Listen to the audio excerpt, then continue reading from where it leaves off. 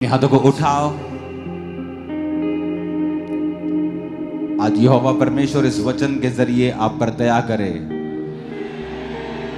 आपके चेहरों को वो चमकाए और शैतान को शर्मिंदा करे।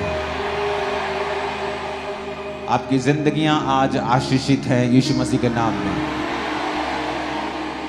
जो भी काम आप करते हैं, जो भी बिजनेस आप करते हैं, जो भी जॉब आप करते हैं, जो फाइनेंशियल लाइफ आपकी है, आज आप खुदा के लिए समय को आपने निकाला है, आपने परमेश्वर को प्रथम स्थान दिया है। मेरा परमेश्वर आपके उन कामों के ऊपर, आपके हाथों के कामों के ऊपर बरकत दे। आपके काम, आपकी रसोइयां, आपके जीवन कभी खाली ना हो, बरकत से कभी खाली ना हो। आपके बच्चे परमेश्वर की राहों पर चलें। आपकी फैमिलीज का एटमॉस्फेयर आज से आत्मिक हो। प्रभु यीशु मसीह के सामर्थी नाम में हम मांगते हैं। जितनी हाथों में खुदा ने ताकत दी है, उतनी हाथों से तारीफ कर दो खुदा। हालेलुया, जोर से तारीफ करो खुदावंद के नाम।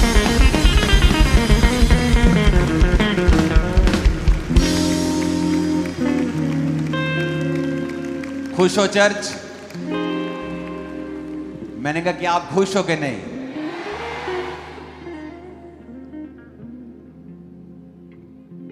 एक दिन निराशा ने अपनी गवाही दी। कहती मैं चर्च में गई और एंट्री करना चाहा लोगों की जिंदगियों में, और मैं उनमें चली गई जो निराश दिख रहे थे।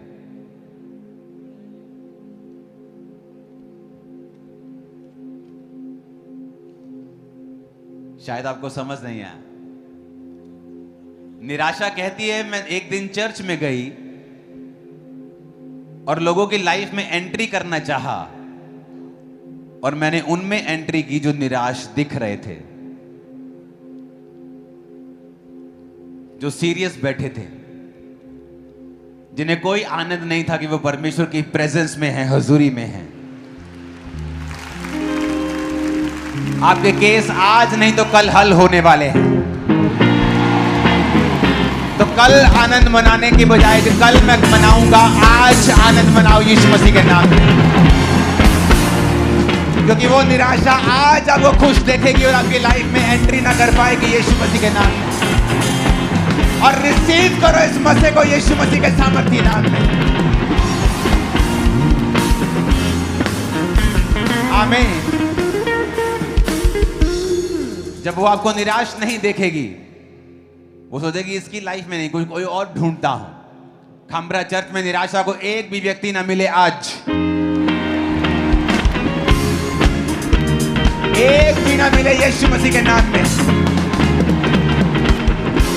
जैसे ही आप यहां से घर वापस जाएं, सारी चीजें जो निराश करती हैं बदल चुकी हो यीशु मसीह के सामर्थी नाम में।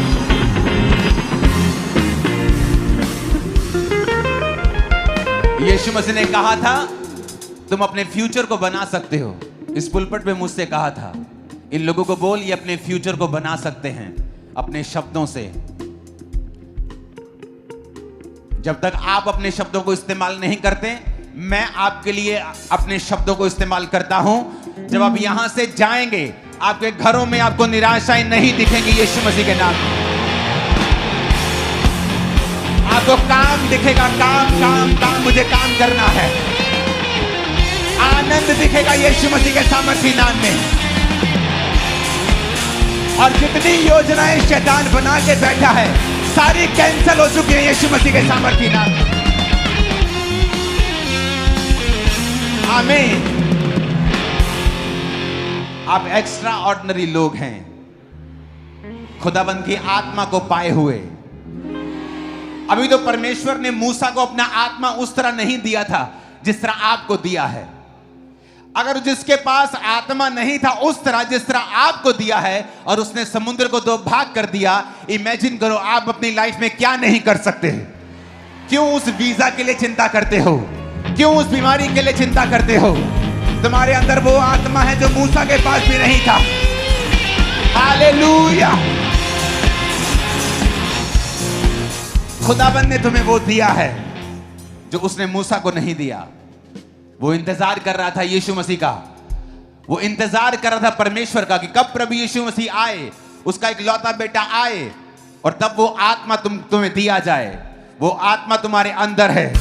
निराशाएं मर चुकी हैं, बीमारियां मर चुकी हैं, बीमारियां मर चुकी हैं, निराशाएं मर चुकी हैं, डिप्रेशन मर चुका है, डिप्रेशन मर चुका है, बीमारियां बीती बात हैं यीशु मसीह के नाम में।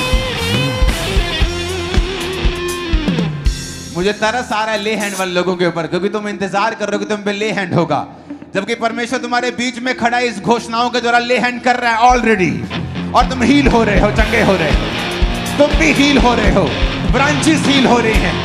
आमीन। ऊंचे वाला चाहिए चर्च। Hallelujah, hallelujah. तुम निराश दिख तो नहीं रहे हो? देखो अपने पड़ोसी को, देख लो जरा, देख लो अपने पड़ोसी को, कोई निराश तो दिख तो नहीं रहा है। देख लो किसी के दांत दिख रहे हैं ना, पूरे दांत वाइट नहीं है, कोई भी मुस्कुरा लो, कोई बात नहीं, दिखने चाहिए। दिखाओ अपने पड़ोसी को मैं खुश हूं, दिखाओ जरा। तुम खुश हो क्योंकि परमेश्वर तुम्हारे अंदर है, क्योंकि तुम्हारे पाप माफ हो चुके हैं। तुम स्वर्ग के अधिकारी और स्वर्ग जा रहे हो, और ये काफी है। मैंने कहा ये काफी है खुश होने के लिए कि आप स्वर्ग के अधिकारी हैं। आमीन। आज एक इंपॉर्टेंट सब्जेक्ट पे मैं बात करने वाला हूं, जो अक्टूबर मंथ में आपकी लाइफ में वेरी इंपॉर्टेंट है, बहुत जरूरी है। हमने परिवार देखे हैं जो हर वक्त दुखों में रहते हैं, क्रिश्चियन लाइव्स जो दुखों में हैं, नॉन क्रिश्चियंस लाइव्स जो पैसा है, सांसारिक सफलता है, लेकिन अंदर खालीपन है, अंदर अंधेरा है, अंदर पेन्स हैं, अंदर दुख हैं। वो क्या है जो उनकी लाइफ में, जो जिस चीज की कमी है, कि उन चीजों के बावजूद भी उनकी लाइफ में वो फुलफिलमेंट नहीं है।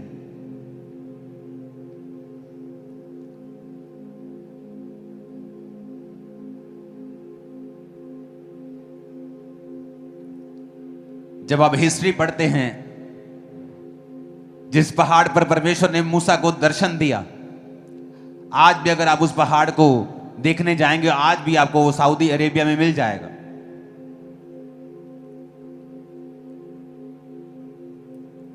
जहां पर नूह की औरत, लूत की औरत सॉरी खंबा बन गई, वो आपको आज भी जगह मिल जाएगी। जहां नूह की किश्ती रुकी, आपको मिल जाएगी वो जगह।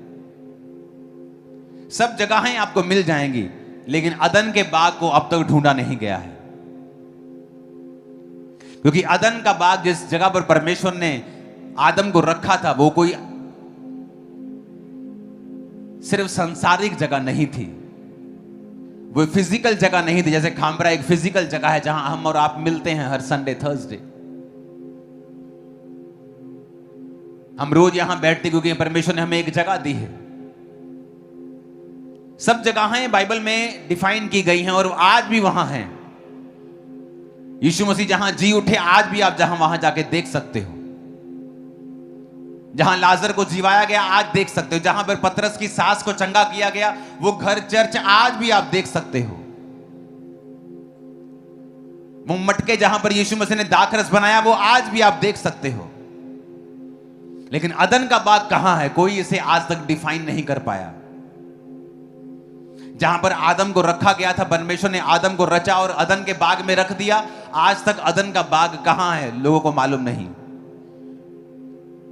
बड़े बड़े थ्योरी, पीएचडी, डबल पीएचडी, क्या सब पढ़ लिया, लेकिन आज तक मालूम नहीं कर पाए अदन का बाग कहां था।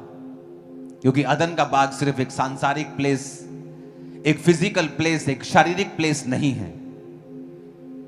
अदन का बाग परमेश्वर की हुजूरी था, परमेश्वर की प्रेजेंस थी, जहां से उसको एक्सेस था। उसके पास चाबी थी कि वो परमेश्वर की प्रेजेंस में कभी भी जा सकता है, उससे बात कर सकता है। जिस तरह याकूब जब जा रहा था तो बाइबल कहती जिस जगह वो सोया, उसने स्वर्गदूतों को नीचे उतरते और ऊपर चढ़ते हुए देखा। उसने कहा ये तो परमेश्वर का दरवाजा है और मैं वहां पर यहां पर ये बनाऊंगा वो बनाऊंगा। उसने वहां पर पत्थर इकट्ठे किए, वहां निशानी लगा दी जहां पर वो परमेश्वर की विजिट को ले पाया।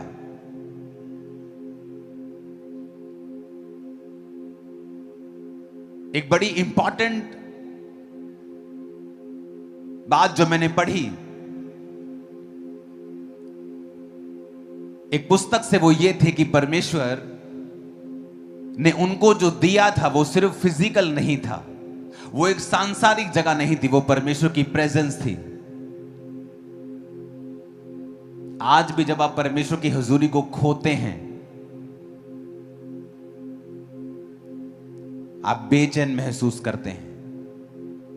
जब शैतान आपको पाप की ओर लेके जाता है और आप प्रभु की हुजूरी को खो देते हैं, आप लॉस्ट महसूस करते हैं।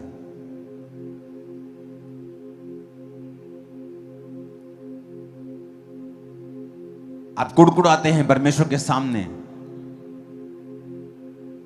कंप्लेंट्स करते रहते हैं आप परमेश्वर के सामने। परमेश्वर ने कहा था उस औरत को, जो औरत पानी भरने के लिए दोपहर को गई थी, जब परमेश्वर रास्ते में यहूदिया से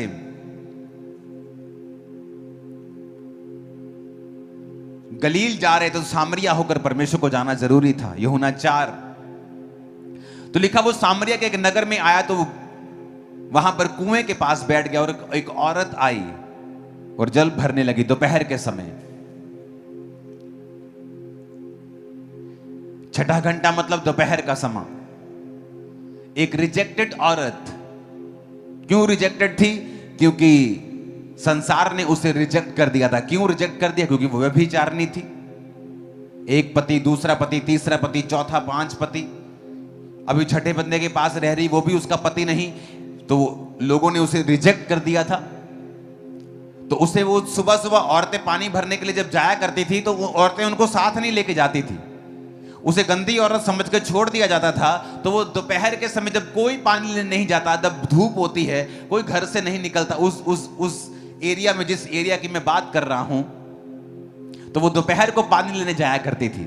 और यीशु मसीह वहां बैठे हुए मिले और यीशु मसीह ने उससे कहा मुझे पानी पिला। तो वो बड़ी हैरान हुई कि तुम मुझसे पानी क्यों मांग रहे हो? मैं तो एक अन्य जाति औरत हूं और यहूदी जो है मुझसे कोई व्यवहार नहीं रखते हैं। और 10 आयत में यीशु ने उत्तर दिया, यदि तू परमेश्वर के वरदान को जानती और यह भी जानती कि वह कौन है जो तुझसे कहता है मुझे पानी पिला, तो तू उससे मांगती और वो तुझे जीवन का जल देता।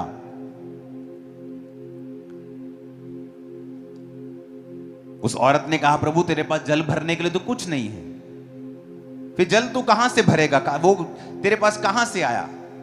तो 13 आयत में यीशु ने कहा जो कोई ये जल पिएगा वो प्यासा होगा, परंतु जो कोई उस जल से जो मैं उसे दूंगा अनंत काल तक वो प्यासा ना होगा। वरन जो जल मैं उसे दूंगा अगर वो उसे पिएगा तो उसमें से वो एक सोता बन जाएगा जो अनंत जीवन के लिए उमड़ता रहेगा। जीसस यहां बात कर रहे थे अपनी हुजूरी की, कि तुम जो पानी दे रही हो, तुम जो लंगर खिला रहे हो, उससे 2 मिनट के लिए पेट भर जाएगा, तुम्हारी चैरिटी हो जाएगी। जो तुम पानी पिला रहे हो, शबील पिला रहे हो, आज तुम चर्च के बाहर पियोगे पानी, तुम पानी पियोगे तुम्हें अच्छा लगेगा, लेकिन वो पानी फिर तुम्हें प्यासा कर देगा। थोड़ी देर में फिर तुम्हें प्यास लग जाएगी, फिर तुम्हें भूख लग जाएगी। जीसस ने कहा मेरे पास कुछ और है तुम्हें पिलाने के लिए, अगर तुम उसे समझ जाओ फिर तुम्हें ऐसा कुछ मिल जाएगा कि तुम अनंत काल तक कभी प्यासे नहीं होगे। मैंने बड़े बड़े सेलिब्रिटीज को प्यासे देखा है, क्योंकि उनके पास शारीरिक सफलता तो आ गई है, लेकिन अंदर वो खाली हैं, अंदर वो वैक्यूम महसूस करते हैं, अंदर अभी तक वो फुलफिल नहीं महसूस करते, अंदर अभी तक खाली है, अंदर अभी तक बेचैन है। बड़े बड़े लोग जो सिचुएशन, बड़ी बड़ी पोजीशंस के ऊपर हैं, लेकिन वो बता नहीं सकते उनके अंदर क्या चल रहा है, क्योंकि जीसस ने कहा तुम ये जल पियोगे तो प्यासे रहोगे, ये रोटी खाओगे तो फिर भी भूखे रहोगे, पर मैं तुम्हें कुछ दे सकता हूं। अगर तू जानती मैं कौन हूं और मैं तुम्हें अगर वो पानी पिलाता, जो जीवन का जल देता, तो कहता अगर मैं तुम्हें वो जीवन का जल पिला दूं तो तुम अनंत काल तक कभी भी प्यासे नहीं रहोगे।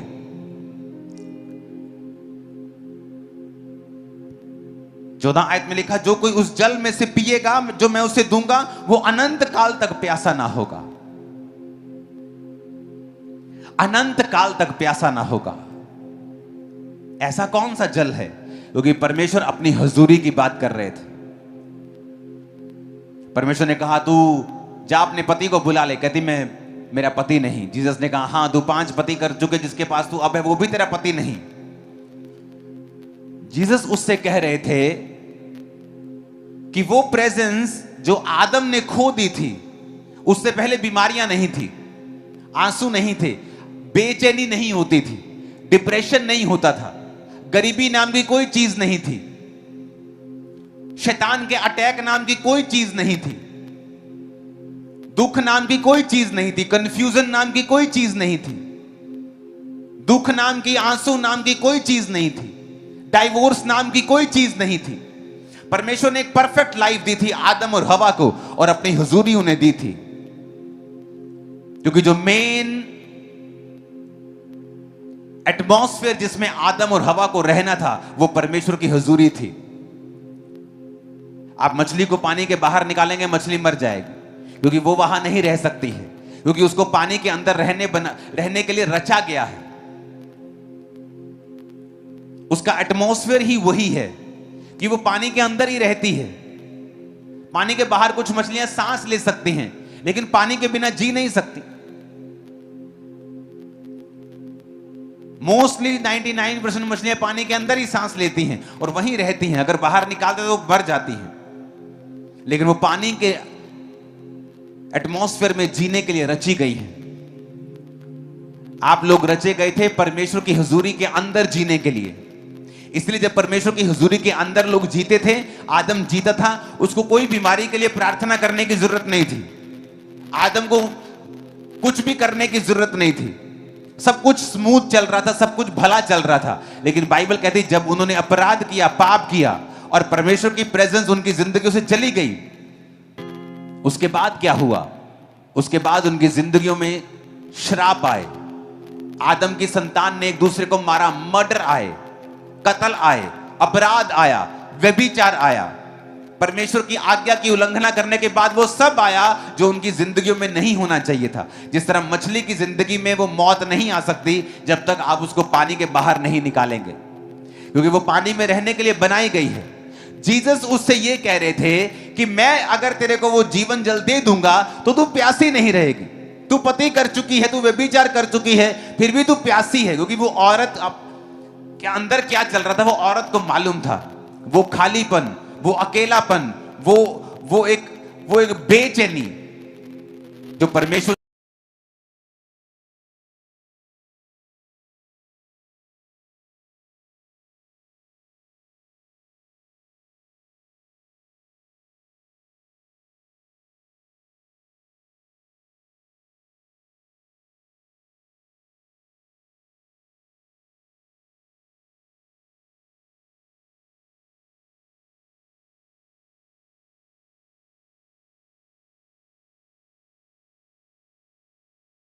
की है।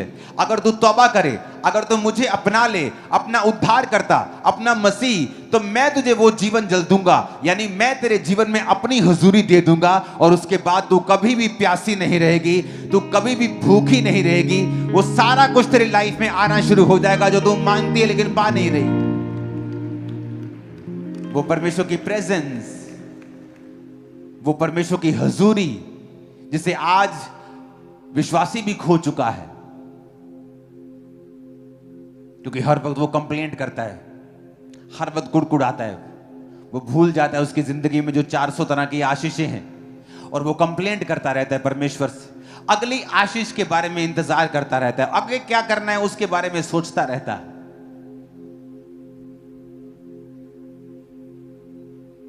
जब आप सुबह उठे वर्शिप करें, और जब वर्शिप कर रहे हो तो थैंक्स गिविंग के साथ वर्शिप करें। ये मेरा एक्सपीरियंस है, मेरी लाइफ का पर्सनल एक्सपीरियंस है। वर्शिप करें, उसमें प्रार्थना याद आए तो प्रार्थनाएं मत करें, वर्शिप करें खुदाबंद की कि वो महान है। वो जैसा भी गीत आप लगा के वर्शिप कर रहे हैं या अपने होठों से कर रहे हैं, और थैंक्स करें परमेश्वर को। बाइबल कहती है वो तुम्हारी स्तुतियों के अंदर विराजमान है। कई बार आप परमेश्वर में होते हैं लेकिन फिर भी परमेश्वर की प्रेजेंस को आप अपनी जिंदगी में खो चुके होते हैं। आप क्रिश्चियन होते हुए भी उस प्रेजेंस को खो चुके होते हैं, डिस्ट्रैक्शन की वजह से, प्रार्थना ना करने की वजह से, बाइबल ना पढ़ने की वजह से। आप उसकी हुजूरी को आप खो चुके होते हैं, क्योंकि आप कंप्लेंट्स करते हैं हर वक्त, मरमर करते हैं, आप हर वक्त कुड़कुड़ाते हैं, इसलिए परमेश्वर की हुजूरी आपकी लाइफ में नहीं रहती। और परमेश्वर उससे कह रहा था कि अगर मैं तुझे वो पानी दूंगा ना जो जीवन जल है, तो फिर कभी भी प्यासी नहीं रहेगी, तो कभी भी प्यासी नहीं रहेगी। एक क्रिश्चियन होने के नाते परमेश्वर का आनंद, परमेश्वर की ताकत, परमेश्वर की ब्लेसिंग हमेशा आपकी लाइफ पर होनी चाहिए 24 घंटे। एक क्रिश्चियन होने के नाते आपके घरों में परमेश्वर का आनंद होना चाहिए। आज क्यों नहीं है? क्योंकि जहां परमेश्वर की हुजूरी नहीं होगी वहां ये चीजें नहीं होंगी। तो आपको कई बार वो एटमॉस्फेयर खुद भी बनाना पड़ता है। आप मछली लेके आते हैं बाजार से, तो आपको फिश टैंक रखना पड़ता है। अगर आप उस मछली को पालना चाहते हैं तो फिश टैंक में वो पलती, आपको उसके लिए एटमॉस्फेयर तैयार करना पड़ता है। तो परमेश्वर की प्रेजेंस के लिए भी आपको एटमॉस्फेयर रेडी करना पड़ता है। परमेश्वर ने आदम को बनाया, पूरा माहौल बनाया, एटमॉस्फेयर बनाया। उसने सूर्य, चांद, उसने सारा चीजें, सारी पृथ्वी, पेड़ पौधे, जंतु, मछलियां सब बनाया और आदम को बना के उस एटमॉस्फेयर में रख दिया। परमेश्वर आपके जीवन में जब होगा, आनंद होगा, शांति होगी, बरकत होगी, ताकत होगी, कमजोरी नहीं होगी, डर नहीं होगा। लेकिन परमेश्वर की प्रेजेंस को कैसे अपनी लाइफ में लाया जाए, कैसे उस एटमॉस्फेयर को क्रिएट किया जाए, कैसे उस जीवन जल को रिसीव किया जाए कि आप भी परमेश्वर की वही हुजूरी में रह सकें जो परमेश्वर ने आदम को दी थी।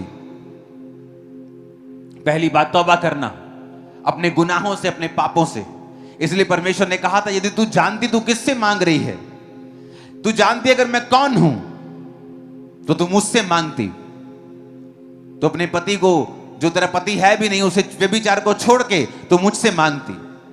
जब आप तौबा करते हैं आप प्रभु की प्रेजेंस में वापस चले जाते हैं। जब आप परमेश्वर की प्रेजेंस में वापस चले जाते हैं, जिस तरह मछली को पानी में अंदर जाके फिर तसल्ली मिलती है जब उसे बाहर निकाल लिया जाता है और वो तड़पती है, जब वो पानी के अंदर जाती है तब उसे रिलैक्सेशन मिलती है, उसे सुकून मिलता है, वैसे ही सुकून आपकी लाइफ में आना शुरू होता है।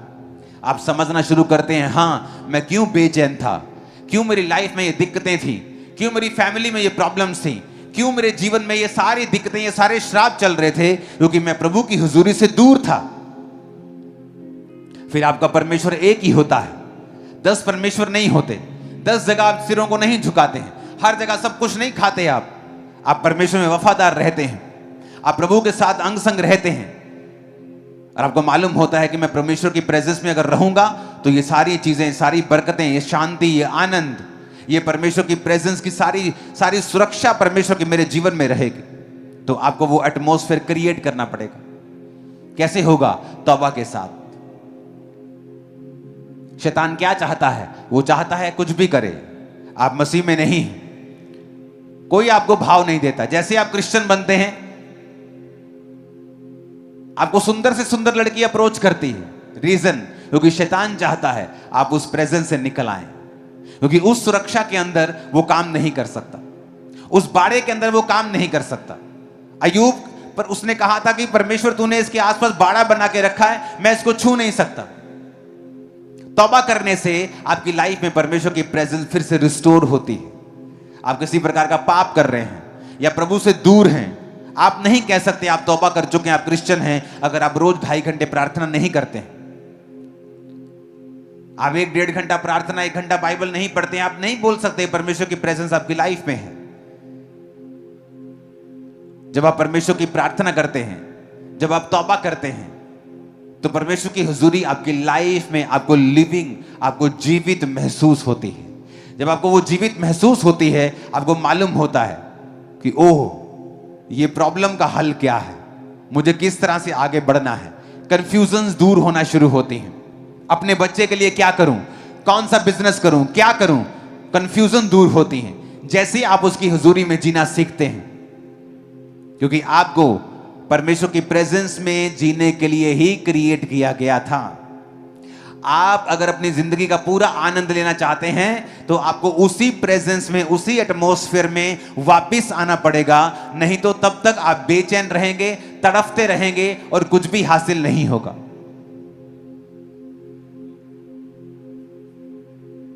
वो स्तुतियों पर विराजमान है।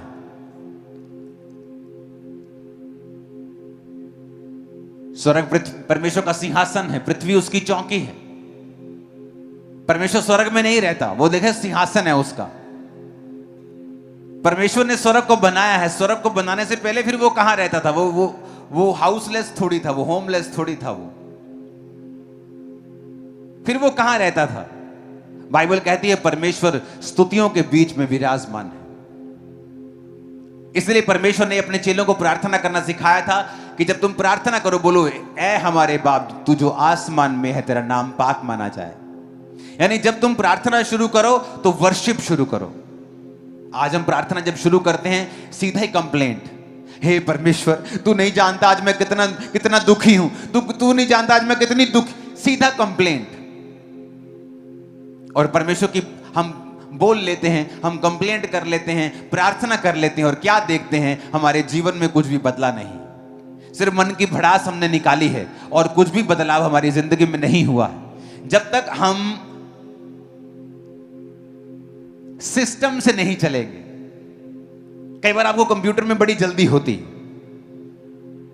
कि मुझे ये जल्दी जल्दी करना है, लेकिन वो आपसे मांगता है, okay do you want to do this, then click this and then this, अब दिस। अब बोलेंगे जल्दी जल्दी कर दे। आप जितना जल्दी करेंगे वो आपको उतना लेट कर देगा।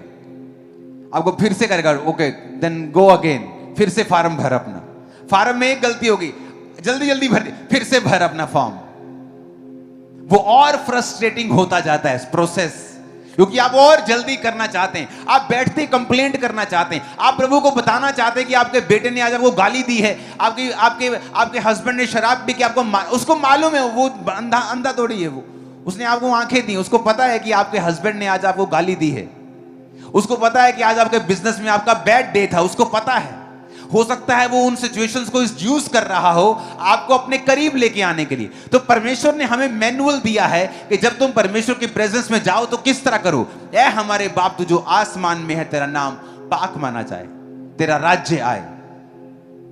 तो जब वर्शिप में आप बैठेंगे, प्रार्थना में बैठेंगे, सबसे पहले चाहे दुखी हो सुखी हो, आप वर्शिप करें, प्रभु की वर्शिप करें, थैंक्स गिविंग के साथ, धन्यवाद के साथ लिखा मेरी हजूरी में आ। फाटकों में प्रवेश कर थैंक्स गिविंग के साथ, आंगनों में प्रवेश कर धन्यवाद के साथ, थैंक्स गिविंग के साथ, स्तुति करते हुए प्रवेश कर। और जैसे ही आप ऐसा करना शुरू करेंगे, आप नोटिस करेंगे परमेश्वर की जो प्रेजेंस है आपकी लाइफ में वापस आना शुरू हो गई। और ये मेन चीज होगी, main, this is the most important thing आपकी लाइफ में। आप अपने बिजनेस में हैं और आप 6 महीने से दुखी हैं, मैं क्या करूं परमेश्वर। आप क्रिश्चियन हैं, आप गुड मैन हैं, अच्छे आदमी हैं, फिर भी आप सफर कर रहे हैं। आप क्रिश्चियन हैं, गुड गर्ल, फिर भी आप सफर कर रही हैं अपनी बीमारी में। आपको सीखना पड़ेगा किस तरह से आपको बाहर आना है, इसको प्लेन करना। आपको सीखना पड़ेगा आपको कैसे बाहर आना है इन चीजों से। केवल प्रभु की हजूरी है जो आपको एक लेवल से आपको हायर लेवल पे लेके जा सकती है। सिर्फ प्रभु की प्रेजेंस है वो जो कर सकती है। आपको ये मालूम होना चाहिए।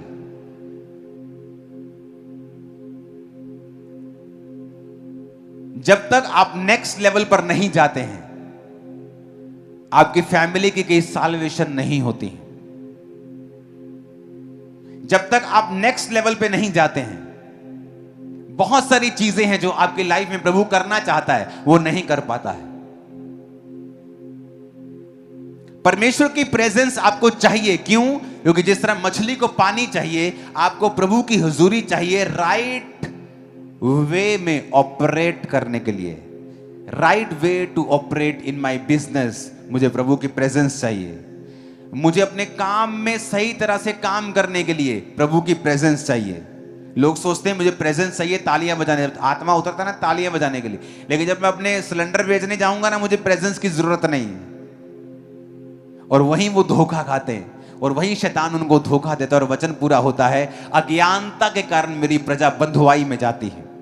और जब वो अपने बिजनेस में परमेश्वर के वचन के अनुसार नहीं चलता और उस अन आज्ञाकारिता के वजह से उसकी जिंदगी में दूसरे बंधन रहते हैं, तो वो कंफ्यूज रहता है कि मैं चर्च जाता हूं, आत्मा भी मुझ पे उतरता है, लेकिन मेरी लाइफ में ये मुश्किलें क्यों नहीं हल हो रही?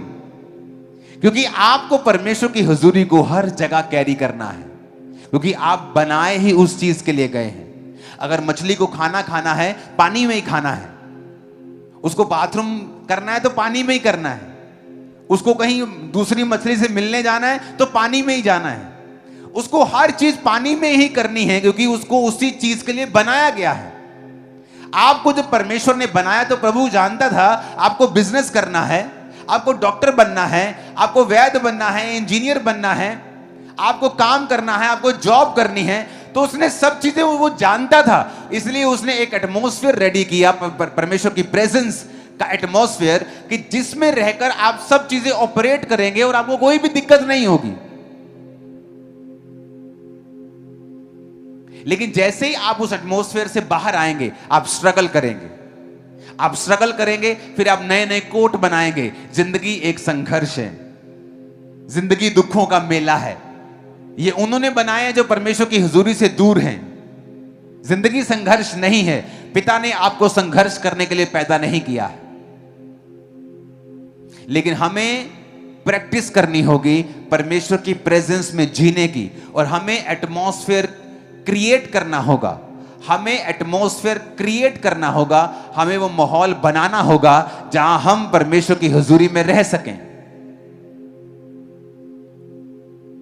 मेरे दोस्त जो परमेश्वर में नहीं थे, जब मैं परमेश्वर में आया, मैं उनसे अलग हुआ, क्योंकि मुझे वो एटमॉस्फेयर अपनी लाइफ में बनाना था जहां मैं परमेश्वर की प्रेजेंस में ही रह सकूं। अगर मैं वो एटमॉस्फेयर, वो माहौल नहीं बनाऊंगा, तो मैं जानता हूं कि मुझे ही प्रॉब्लम होगी, क्योंकि परमेश्वर की प्रेजेंस में आपको राइट वे में डायरेक्शन मिलती है। आप शांत होते हैं, शांति आपके अंदर होती है, आनंद होता है। परमेश्वर आपको गाइड करता है, आपको बताता है किस तरह से अपनी लाइफ में चलना है। और जब वो प्रेजेंस आपके अंदर होती है, तभी आप समझ पाते हैं उस प्रेजेंस को, जिसके बिना आप कुछ नहीं कर सकते हैं। उसको, उस एटमॉस्फेयर को बनाने के लिए सबसे पहला काम है कन्फेशंस। अपने पड़ोसी को बोलो, अंगीकार करना।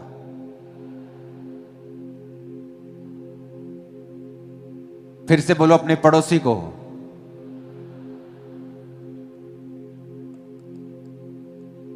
ओके, बोलो अंगीकार करना। फिर से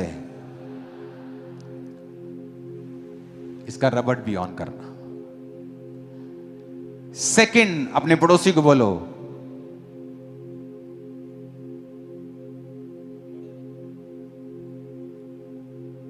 वर्शिप से शुरुआत करना। फिर से बोलो अपने पड़ोसी को,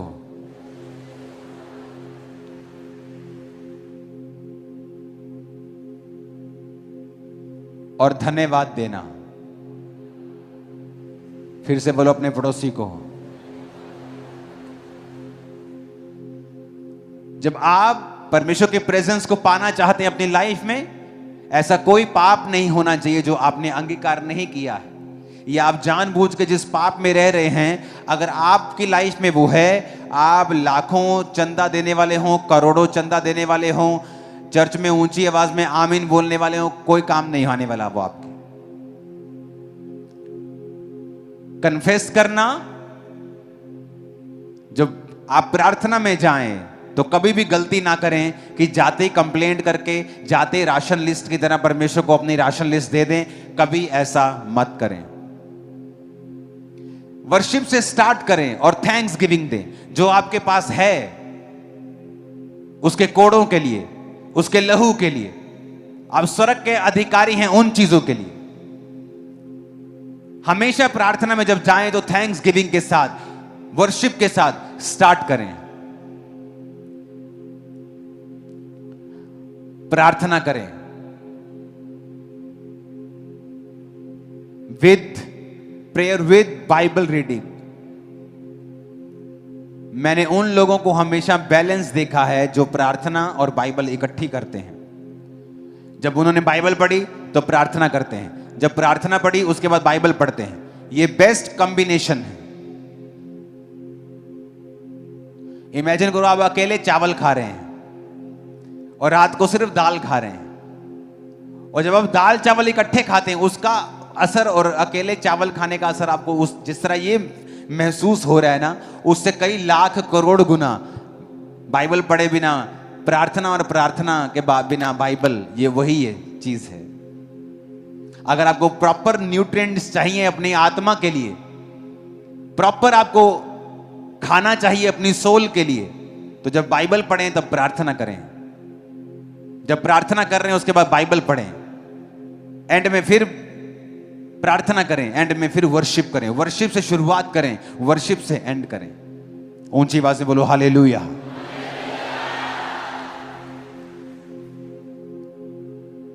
परमेश्वर की प्रेजेंस का आपको अगर माहौल चाहिए, वो एटमॉस्फेयर आपको क्रिएट करना है, जिसके अंदर आपको रहने के लिए बनाया गया है, उसके अंदर सब आसान है, उसके अंदर मुश्किल नहीं है, फ्रस्ट्रेशन नहीं है। हां, ग्रोथ परमेश्वर के टाइमिंग के हिसाब से होगी, लेकिन वो खुदा का हाथ आपके संग होगा। हालेलुया। ऊंची आवाज में कहो हालेलुया। फिर से कहो हालेलुया।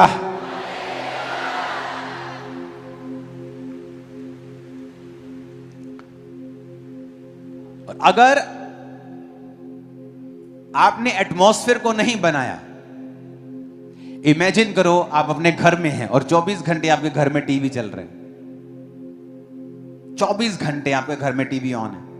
मैंने विश्वासी देखे 24 घंटे टीवी ऑन है, उनके जो लॉबी है वहां टीवी ऑन है हर टाइम।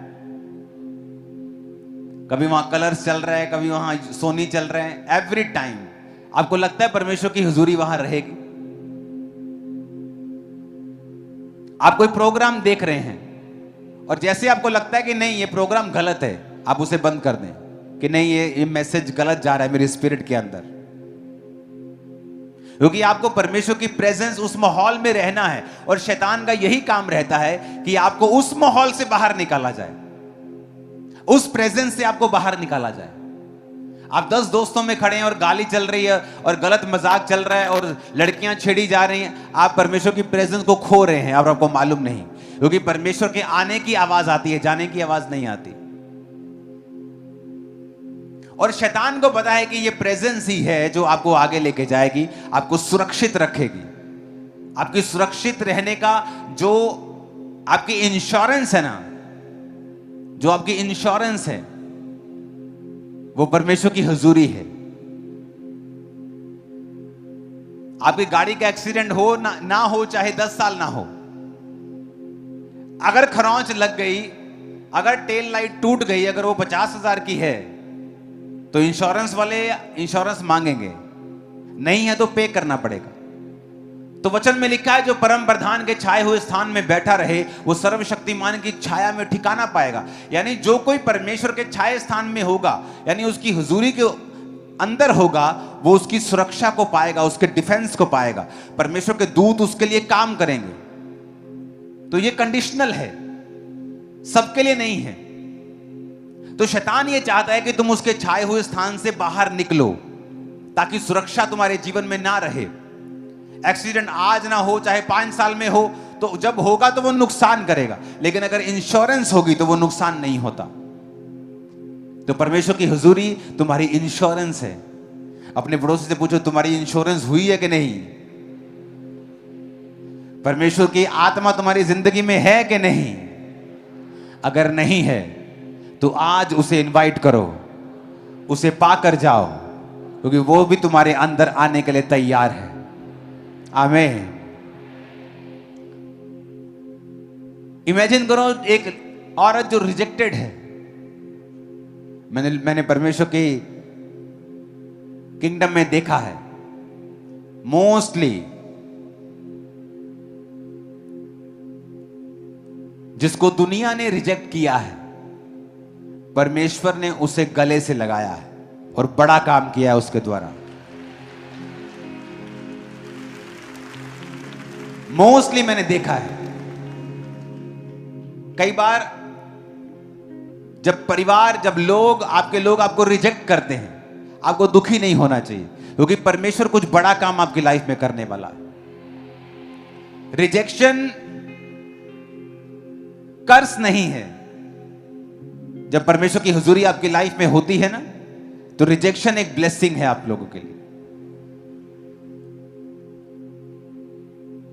अपने पड़ोसी को फिर से कहो, अंगीकार करना है, वर्शिप से स्टार्ट करना है और उसको धन्यवाद देना है, प्रार्थना करनी है और बाइबल साथ ही पढ़नी है। आमीन, आमीन। फास्टिंग करनी है, चौथा। बाकी पॉइंट्स हम डिस्कस करते रहेंगे अगली मीटिंग्स में, क्योंकि परमेश्वर की प्रेजेंस के बारे में मैं आपसे बात करने वाला हूं। अगर ये रिस्टोर हो गई, अगर आपको उसमें जीना आ गया, आपने इसमें जीना सीख लिया, किसी और चीज की जरूरत आपको नहीं होगी। ये मोस्ट इंपॉर्टेंट चीज है आप लोगों के लिए।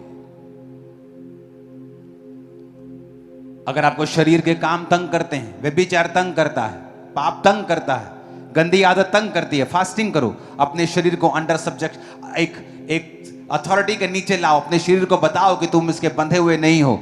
तुम इसको वो खाने को नहीं दोगे जो ये मांग रहा है, वो देखने को नहीं दोगे जो ये देखने के लिए मांग रहा है। तुम उसको अथॉरिटी के नीचे लेके आओगे और फास्टिंग उसमें हेल्प करती है। जो तुम्हारी परमेश्वर की इच्छाएं हैं, फास्टिंग हेल्प करती है कि तुम उन आत्मिक इच्छाओं को परमेश्वर में पूरा कर सको। फास्टिंग हेल्प करती है कि उन इच्छाओं को जो परमेश्वर ने तुम्हारे अंदर डाली हैं अपनी ही डिवाइन विल से, और तुम भी उन्हें पूरा करने की आशा रखते हो, तो फास्टिंग आपकी हेल्प करेगी कि आप उन इच्छाओं को पूरा कर सके जो परमेश्वर ने आपके हृदय में अपनी मर्जी से रखी हैं। उसकी वजह से आपका शरीर जो आपका साथ नहीं देता, प्रार्थना करने का मन नहीं करता, प्रार्थना करने समय डिस्ट्रैक्शन फील होती है, आप जब फास्टिंग करेंगे आप इन बंधनों को तोड़ सकते हैं। अपने पड़ोसी को बोलो, अंगीकार कर, माहौल बना, वातावरण बना, एटमॉस्फेयर बना, तबा कर, वर्शिप से शुरुआत कर और धन्यवाद परमेश्वर को दे। प्रार्थना कर, बाइबल पढ़ और फास्टिंग कर। आमीन। जिस दिन आप ये समझ जाएंगे कि प्रभु की प्रेजेंस में आपको जीना है,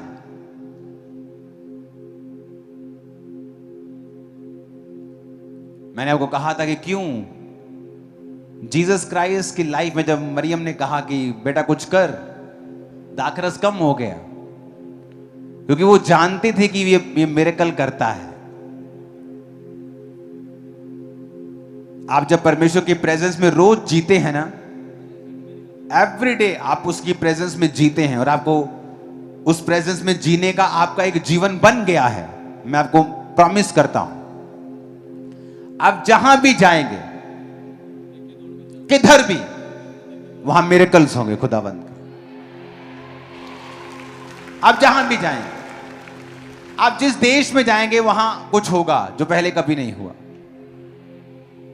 आप जहां भी जाएंगे कुछ ऐसा होगा जो पहले कभी नहीं हुआ। लोगों को निशानी मिलेगी कि परमेश्वर की प्रेजेंस इस व्यक्ति के साथ है। आप अपने रिश्तेदार के पास जाएंगे, कुछ होगा। अपने दोस्त सहेली से बात करेंगी आप, कुछ होगा। जब परमेश्वर की प्रेजेंस, आप कमरे में चले जाओ और रात को स्विच ऑफ करो, ऑन करो, ऑफ करो, आपको मजा ही नहीं आएगा। आपको बोलेगा यार तो ऑन कर दे, या तो खत्म कर दे, या बंद कर दे, चला दे, क्या आंखों में चप चप कर रहा है तू। उसी तरह से परमेश्वर भी कई बार आपकी लाइफ से निराश होता है। एक दिन आप प्रभु की प्रेजेंस में होते हैं, दूसरे दिन पाप में होते हैं, एक दिन फिर तौबा करके प्रेजेंस में होते हैं, फिर पाप में होते हैं। आप उसी लाइट की तरह जो आप बंद बुझ हो रही, बार बार बंद कर रहे हैं, चला रहे हैं, बंद कर रहे हैं, चला रहे हैं, चला रहे हैं, बंद कर रहे हैं। आपको एक रोशनी में चलना सीखना होगा कि आप परमेश्वर की प्रेजेंस को आपने पा लिया, अब आप पाप नहीं करेंगे, आप परमेश्वर की प्रेजेंस में रहेंगे, आप थैंक्स गिविंग करेंगे, आप कुड़कुड़ाएंगे नहीं परमेश्वर के सामने, आप परमेश्वर पे भरोसा रखेंगे। फिर आप देखेंगे किस तरह से परमेश्वर आपकी लाइफ में काम करता है। हालेलुया। फिर मैंने कहा आप जहां जाएंगे खुदा का फेवर आपके साथ होगा। आप बिजनेस करेंगे वो आपके साथ होगा। आप मैरिज करने जाएंगे वो आपके साथ होगा। आप पैदल चलेंगे वो आपके साथ होगा।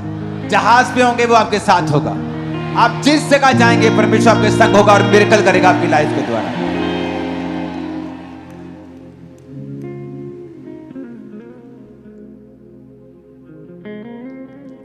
हालेलुया। तैयार हो उसकी प्रेजेंस में जीने के लिए?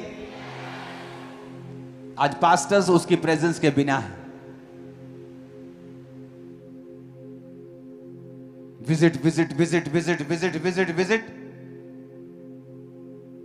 प्रेयर की नहीं, विजिट ही करते रह गए, या तो प्रेयर ही करते रह गए, लोगों को ध्यान ही नहीं दिया। हमें बैलेंस रखना परमेश्वर ने सिखाया है।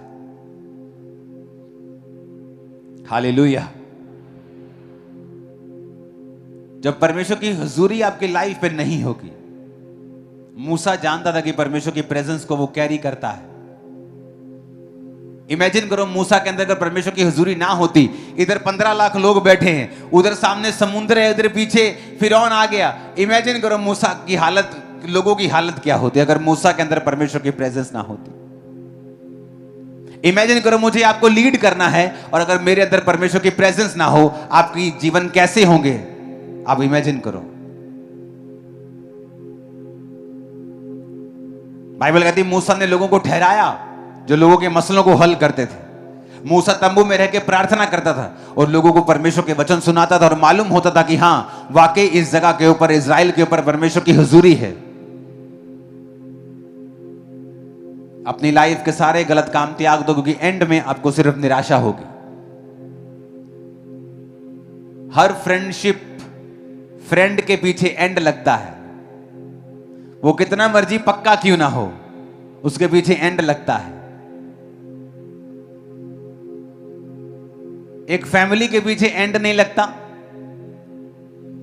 एक परमेश्वर, उसकी प्रेजेंस, उसकी हुजूरी, हर चीज का एंड हो जाएगा। आपका बेस्ट फ्रेंड आपको निराश कर देगा एक दिन। आप सोचेंगे कि ये मेरा दोस्त है, ये मेरी हेल्प करेगा, पर आप निराश होंगे और आपको लगेगा शायद प्रभु का फेवर आप पे नहीं है,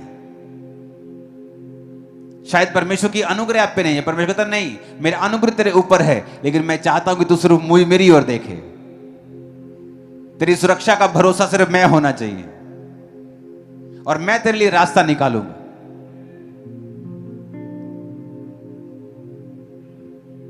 क्योंकि हर फ्रेंड का एक एंड है। मेरे भी फ्रेंड हैं मिनिस्ट्रीज में, पर मेरा भरोसा मेरे परमेश्वर के ऊपर है अब, क्योंकि फ्रेंड का एंड जरूर है। तो वो फ्रेंडशिप जिसके कारण आप परमेश्वर के प्रेजेंस के साथ कॉम्प्रोमाइज कर रहे हो, एक दिन श्योरली 100% मेरी बात को लिख लो, आपको निराश करेगा और आपका टाइम वेस्ट करेगा। कि आपने अगर आज परमेश्वर के वचन को सुनकर माना होता तो वो 5 साल, वो 10 साल आप निराशा में जो आपने वेस्ट कर दिए, एक आदमी के पीछे लग के, एक औरत के पीछे लग के, एक रिलेशनशिप में जो नहीं थी सही, आप 10 साल बाद कहेंगे काश मैंने पहले सुना होता, काश मैंने पहले माना होता, सुन तो लिया था। अपने हाथों को उठाओ, कहो खुदाबंद मैं अंगीकार करता हूं। ये नीचे क्यों बैठे?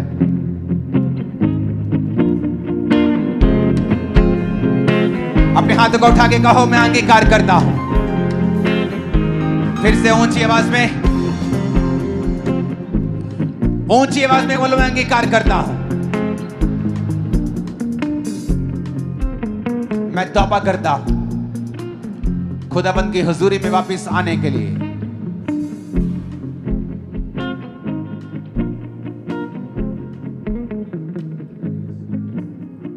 सब जन खड़े हो जाओ।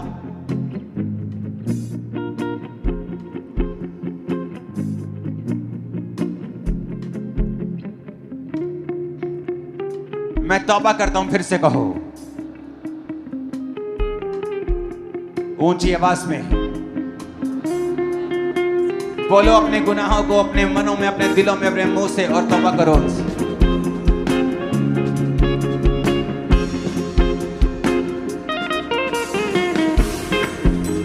परमेश्वर तेरी हजूरी इन पे उतर आए आज। तौबा का आत्मा आज लोगों को छुए पिता। आंसुओं के साथ खुदाबंद ये तौबा करें आज अपने गुनाहों के लिए। सब सामर्थी परमेश्वर तेरी प्रेजेंस आज इन्हें छुए मेरे पिता। तेरी हजूरी के ये प्यासे हो जाएं आज से।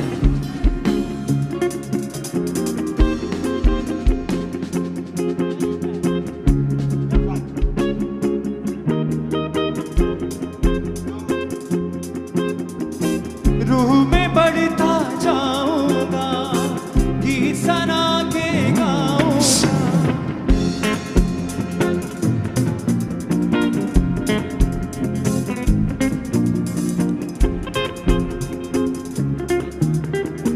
रूह में बढ़ता जाऊंगा, गीत सना के गाऊंगा। रूह में बढ़ता जाऊंगा, गीत सना के गाऊंगा। रूह सच्चाई से मैं महिमा तेरी गाऊंगा। रूह सच्चाई से मैं महिमा तेरी गाऊंगा। फिर से कहो मैं तौबा करता हूं परमेश्वर, मुझे माफ कर, मुझे माफ कर, अपनी हजूरी मुझे दे। अपने पापों का नाम लेके अपने हाथों को उठा के तौबा करो। वो नशे हो सकते हैं, व्यभिचार हो सकता है, दूसरों को पूजना हो सकता है, वो कुछ भी हो सकता है। किसी को माफ ना करना हो सकता है, किसी के लिए दुश्मनी रखना हो सकता है, चोरी करना हो सकता है।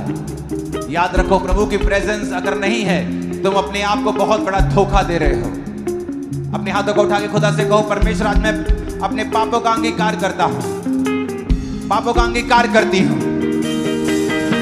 मेरे खुदावंद तेरी सना मैं जिंदगी भर गाऊंगा। मेरे खुदावंद तेरी सना मैं जिंदगी भर गाऊंगा। क्योंकि जिंदा खुदा है तू मेरा, जिंदा खुदा है तू मेरा। क्योंकि जिंदा फिर से कहो परमेश्वर मैं तौबा करता हूं, अपने गुनाहों की तौबा करता हूं। जितने लोग आज खुदावंद की आत्मा को पाना चाहते हैं, तौबा कर ली है जिन्होंने आज, और अपना जीवन परमेश्वर को दे दिया है, और उन्होंने परमेश्वर के सामने अंगीकार किया है कि प्रभु आज से मैं तेरी हुजूरी में जीऊंगा, वो अपने हाथों को उठाओ। सिर्फ वही लोग, ये सारे नहीं होंगे, कुछ लोग होंगे जिन्होंने आज तौबा की है और वो प्रभु की हुजूरी में जीना चाहते हैं। हाथों को हिलाना जरा। आप सब लोगों ने तौबा की है कि आज, फिर तो आगे बुलाना मुश्किल हो जाएगा। उठाओ अपने हाथों को। सब नहीं, जिन लोगों ने आज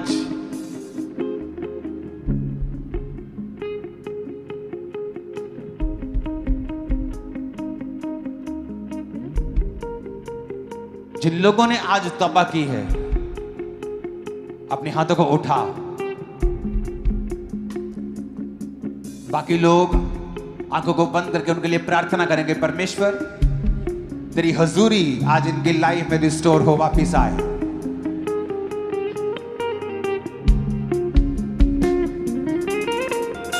मेरे खुदावन तेरी सना में जिंदगी भर गाऊंगा। मेरे खुदावन तेरी सना में जिंदगी भर गाऊं, क्योंकि जिंदा खुदा है तू मेरा, जिंदा खुदा है तू मेरा, क्योंकि जिंदा खुदा है तू मेरा, जिंदा खुदा है तू मेरा। अपने हाथों को उठा के कहो, पिता मैं माफी मांगता हूं और तेरी हुजूरी में आता हूं, मेरे गुनाहों को क्षमा कर। और आज से मैं उस प्रेजेंस में, एटमॉस्फेयर में, उस वातावरण में रहूंगा जो मेरे लिए बनाया गया है।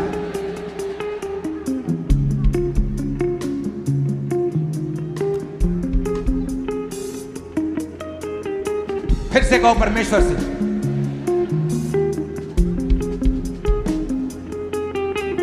फिर से कहो अपने हाथों को उठा के, आज से मैं उस हजूरी में वापस आता हूं। ऊंची आवाज में कहो खुदाबंद से, ऊंची आवाज में कहो, मैं वापस आती हूं परमेश्वर, मुझे माफ कर दे तेरी हजूरी से दूर रहने के लिए। फिर से कहो परमेश्वर से, मुझे माफ कर खुदा बाप। Gurdaspur church, Amritsar church, repent करो मेरे भाई मेरी बहन, रिपेंट, तौबा कर ले, क्योंकि तुझे अंत में निराशा होगी उस चीज से जो तू पीछे दौड़ रही, जिस चीज के तू पीछे दौड़ रहा। रिपेंट कर, खुदा की हुजूरी के साथ वफादार हो जा, वो तेरे जीवन में नया काम करेगा, नया काम करेगा, नया काम करेगा। वो अपनी इच्छा को पूरा करेगा जो कहीं अधिक बेटर है तुम्हारी इच्छा से। अपने हाथों को उठा के बोलो, परमेश्वर मैं तौबा करती हूं, तौबा करता हूं, मुझे माफ कर, तेरी हुजूरी मेरी जिंदगी में आए।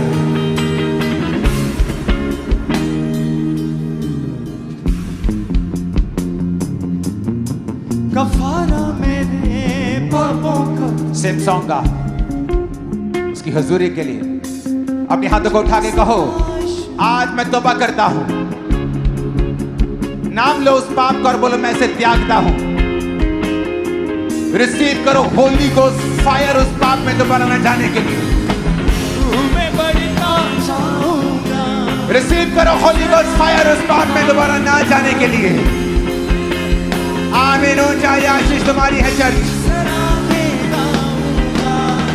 कैसे ही हालातों में महिमा तेरी गाऊंगा, कैसे भी हालातों में महिमा तेरी गाऊंगा। फिर से कहो, परमेश्वर आज से मैं प्रार्थना करूंगा बिना कंप्लेंट किए, वर्शिप से शुरुआत करूंगा, बाइबल पढ़ूंगा, रोजों को रखूंगा।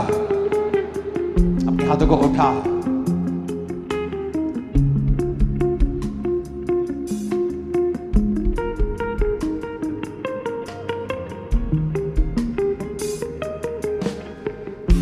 वो सॉन्ग है तू मेरी, बड़ा सिंपल सॉन्ग, तू मेरी खुशी है, तू मेरा मसा है, तू मेरी कुव्वत है। आता है, तू मेरी खुशी है, तू मेरा मसा है, तू मेरी कुव्वत है, तू मेरी खुशी, तू मेरा मसा है। इस सॉन्ग को आप नाच कर गाएंगे और याद रखो, नाचना जीवित चर्च की निशानी है। बिना इसको रोकना मुर्दा की निशानी है। मैं आपको तुमको आत्मा में बता रहा हूं, क्योंकि शैतान नहीं चाहता तुम परमेश्वर के आनंद में जियो, उसकी प्रेजेंस में जियो और उसकी वर्शिप करो। इस सॉन्ग में नाचो, झूमो और गाओ और खुदाबंद की प्रेजेंस तुम्हारी लाइफ में रिस्टोर हो गई है आज।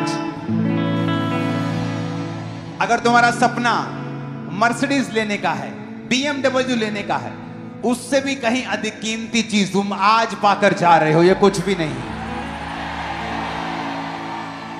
और तुम देखोगे कि तुमने आज खुदाबंद की प्रेजेंस को पाया है। नाचो, झूमो, अपने पड़ोसी की ओर मत देखना, नाच कर वर्शिप करेंगे ऊंची आवाज के साथ। तू मेरी खुशी है, तू मेरा मसा है, तू मेरी कुव्वत है, तू मेरी खुशी है, तू मेरा मसा है, तू मेरी कुव्वत है।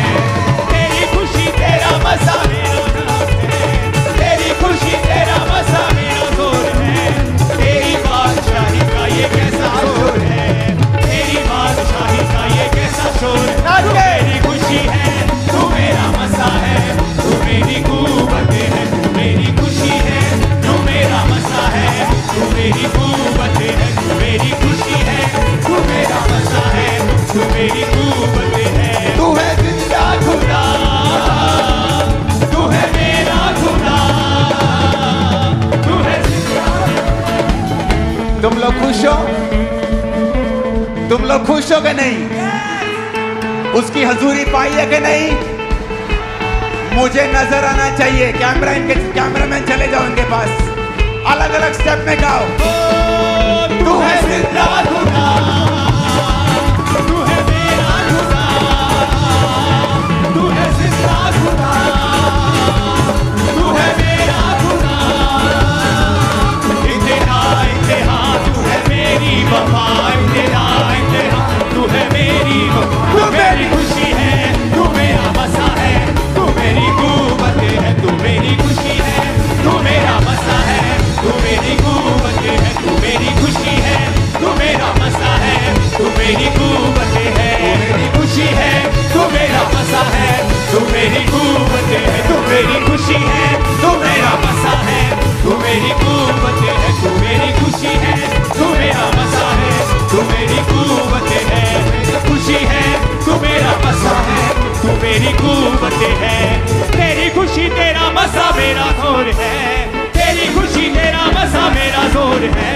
तेरी खुशी शाही का ये कैसा शोर है, तेरी बादशाही का ये कैसा शोर है। तू मेरी खुशी है, तू मेरा मसा है, तू मेरी कुव्वत है, तू मेरी खुशी है, तू मेरा मसा है, तू मेरी कुव्वत है, तू मेरी खुशी है, तू मेरा मसा है, तू मेरी कुव्वत है, तू मेरी खुशी है, तू मेरा मसा है, तू मेरी कुव्वत है। तुझसे शिफा तू मेरा मसा है, तू मेरी कुव्वत है। तुझसे शिफा मिली, तुझसे फतह मिली, तुझसे शिफा मिली, तुझसे फतह मिली, तुझसे राहत मिली, तुझसे बरकत मिली, तुझसे राहत मिली, तुझसे चाहत मिली। तू मेरी खुशी है, तू मेरा मसा है, तू मेरी कुव्वत है, तू मेरी खुशी है, तू मेरा मसा है, तू मेरी कुव्वत है। क्या हुआ? तुम्हें खुशी नहीं है? ये वाइट वाले, अगर खुशी नहीं तो चले जाओ बाहर। खुशी है तुमको? डांस नजर आना चाहिए तुम्हारा वर्शिप में, टांगे उठनी चाहिए तुम्हारी, हाथ उठने चाहिए। आज से जो आनंद तुम्हारे ऊपर आ रहा है कभी वापस ना जाएगा, यीशु के नाम। ओ तेरी खुशी तेरा मसा मेरा जोर है, तेरी खुशी तेरा मसा मेरा जोर है। तेरी बादशाह का ये कैसा शोर है, तेरी बादशाह का ये कैसा शोर। तू मेरी खुशी है, तू मेरा मसा है, तू मेरी कुव्वत है, तू मेरी खुशी है, तू मेरा मसा है, तू मेरी कुव्वत है, तू मेरी खुशी है, तू मेरा मसा है, तू मेरी कुव्वत है, तू मेरी खुशी है, तू मेरा मसा है, तू मेरी कुव्वत है। ओ तू है खुशी है, तू मेरा मसा है, तू मेरी कुव्वत है, तू मेरी खुशी है, तू मेरा मसा है, तू मेरी कुव्वत है, तू मेरी खुशी है, तू मेरा मसा है, तू मेरी कुव्वत है, तू मेरी खुशी है, तू मेरा मसा है, तू मेरी कुव्वत है, तू मेरी खुशी है, तू मेरा मसा है, तू मेरी कुव्वत है, तू मेरी खुशी है, तू मेरा मसा है, तू मेरी कुव्वत है, तू मेरी खुशी है, तू मेरा मसा है, तू मेरी कुव्वत है, तू मेरी खुशी है, तू मेरा मसा है, ऊंची आवाज में बोलो हालेलुया। मेरी खुशी है, तू मेरा मसा है, तू मेरी कुव्वत है, साथ बार कहो हालेलुया। कलीसिया बोलेगी हालेलुया। सिर्फ कलीसिया कहे हालेलुया। सिर्फ कलीसिया बोले हालेलुया। ऐसा हालेलुया बोलो शैतान की जड़ हिल जाए आज। Hallelujah hallelujah.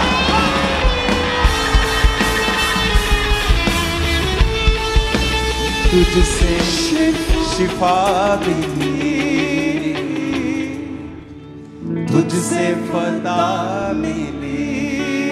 अपने हाथों को उठा के बोलो, तुझसे राहत मिली, तुझसे चाहत मिली, तुझसे राहत मिली, तुझसे चाहत मिली। तू मेरी खुशी है, तू मेरा मसा है, तू मेरी कुव्वत। खुदा बाप तेरा शुक्र करते हैं, तेरी हुजूरी जो आज इनकी जिंदगियों में आई है, तेरी प्रेजेंस जिसके साथ आज से ये वफादार रहेंगे और कभी सेम ना होंगे। यीशु मसीह के नाम में आमीन हो जाए। आशीष हमारी, आमीन हो जाए। मैंने कहा आशीष हमारी है।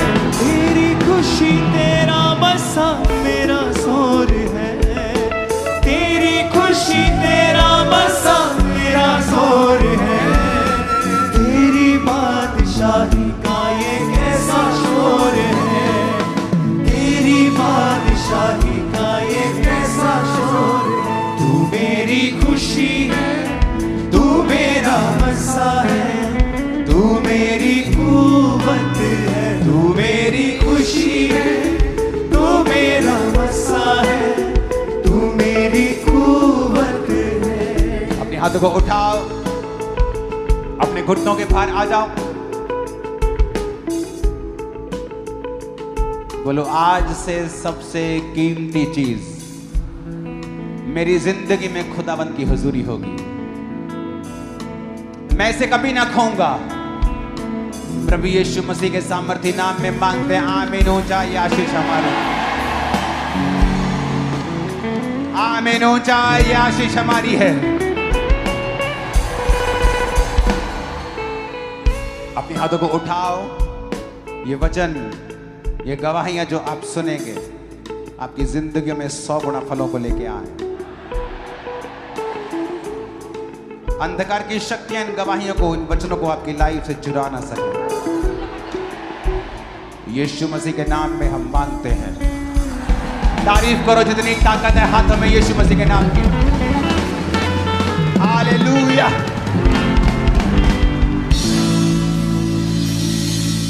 कामरा चर्च, चार्ज हो जाओ, फुल चार्ज।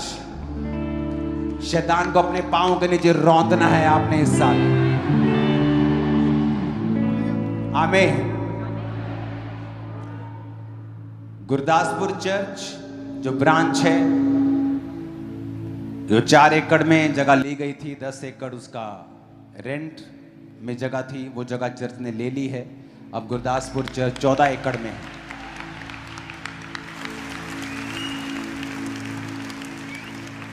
मेरा बिलीव है बाकी सब जगहों के ऊपर, बहुत सारी जगहों पर रेंट पे खेत हैं और यहां पर भी काम सुपर फास्ट स्पीड से शुरू होने वाला है, क्योंकि ऑफिस कंप्लीट होने वाला है, उसकी ओपनिंग होने वाली है। बाइबल कॉलेज की तरह वो भी कंप्लीट होकर एक प्रोजेक्ट फिनिश हो जाएगा। लेकिन उसके संग संग इस हॉल को भी ऑडिटोरियम बना दिया जाएगा, इसे एसी कर दिया जाएगा। तो सारे कामों को करने के लिए आपको मालूम है कितने एफर्ट्स, फाइनेंसेस, पैसों की, ताकत की, बुद्धि की जरूरत होती है। तो आपको प्रेयर करनी है अपने बीजों को अगले 3-4 महीने आपको जितना आप बो सकते हैं हाईएस्ट अपने बीजों को बोना है, क्योंकि अब लगातार ये काम हो रहे हैं। 14 अक्टूबर 15 अक्टूबर को प्रेयर माउंटेन की बिग हीलिंग सर्विसेज हैं ऑनलाइन।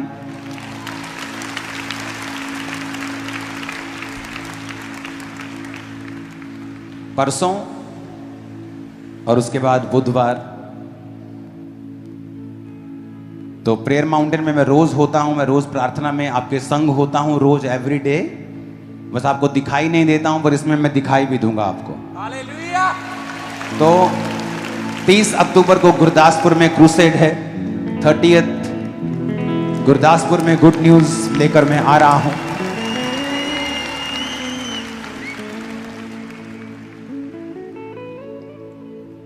उसके बाद मैं अमेरिका में भी शायद दोबारा मुझे जाना पड़े। कुछ इनविटेशंस हैं कुछ बड़े लोगों की तरफ से, तो आपको प्रार्थना करनी है कि परमेश्वर मुझे फेवर दे, क्योंकि मेरा यह बिलीव है कि यूएसए के साथ इस देश का रिश्ता अच्छा होना चाहिए, क्योंकि वो ऐसे देश हैं जिनके बिना अभी उस कंडीशन में आना जरूरी है कि, और वो पूरा देश, उस देश की एडमिनिस्ट्रेशन, उस देश के लोग क्रिश्चियंस हैं, बड़े कंप्लीट वाले क्रिश्चियंस हैं, आधे अधूरे वाले नहीं। तो ये जरूरी है कि यहां से अच्छी न्यूज भी वहां जाएं, और उस देश के साथ जो रिश्ते हैं वो स्ट्रांग हो, और आपको प्रार्थनाएं करनी है। और उन लॉज के लिए भी जो अलग अलग स्टेट्स में बनाए जा रहे हैं क्रिश्चियंस के खिलाफ।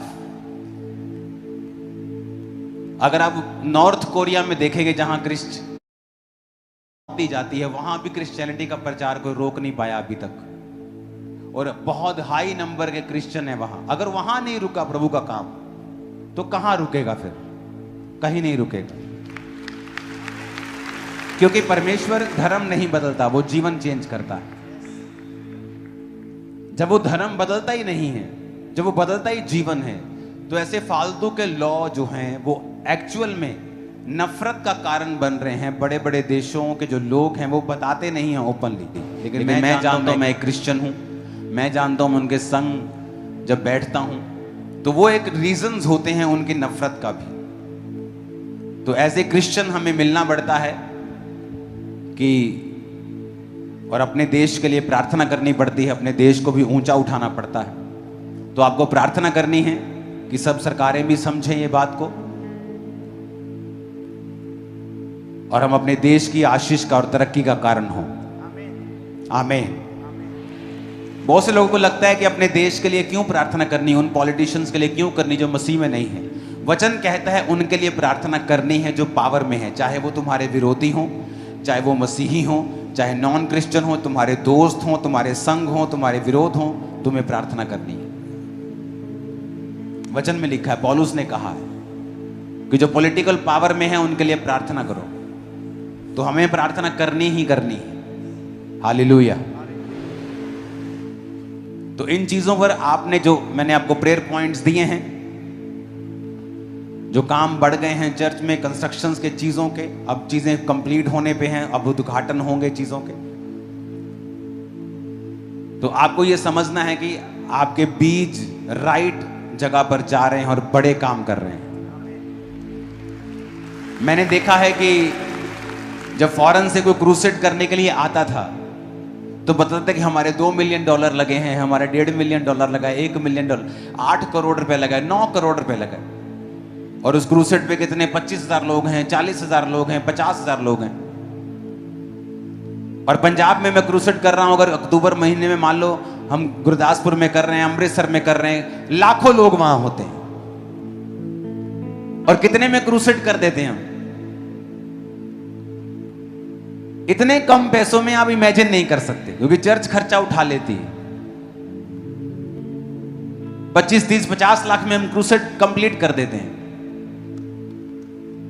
कि वो पैसा जो आप परमेश्वर की हजूरी में बो रहे हो कितने लोगों के बचाने का कारण बन रहा है आज, और उसके लिए परमेश्वर आपको बरकत देगा। आज परमेश्वर का हार्ट इसलिए भी हमारे लिए बंद है क्योंकि हमारे हार्ट परमेश्वर के लिए बंद है। हमें लगता है चर्च के पास है, कोई बात नहीं है, कर लेंगे। आज मेरे पास जितना है मैं उतना कर रहा हूं। आज भी कुछ साउंड किराए पे है, क्योंकि अगर अपना लेंगे तो 2-3 करोड़ का और ऐड करना पड़ेगा, उसके लिए मुझे बाकी चीजों को रोकना पड़ेगा, वो मैं रोक नहीं सकता। तो इस तरह से काम करना पड़ता है। इस सोमवार को, परसों, कल मंगलवार से पहले 12 कैमरे नए खरीदने जरूरी है। क्या करें? 50-60 लाख का सिर्फ खर्चा जो आपको दिखाई भी नहीं देगा। लेकिन हर संडे इस बात के लिए बताना भी मैं जरूरी नहीं समझता हूं। मैं सोचता हूं कि अगर परमेश्वर ने मुझे खड़ा किया तो वो इंतजाम भी करेगा। कई बार बताना मैं जरूरी इसलिए समझता हूं कि वो दर्शन आप भी समझे जो परमेश्वर ने इस चर्च को दिया है। हालेलुया। आपकी ऑफरिंग मैं देखता भी नहीं हूं, कैसी है आपकी ऑफरिंग।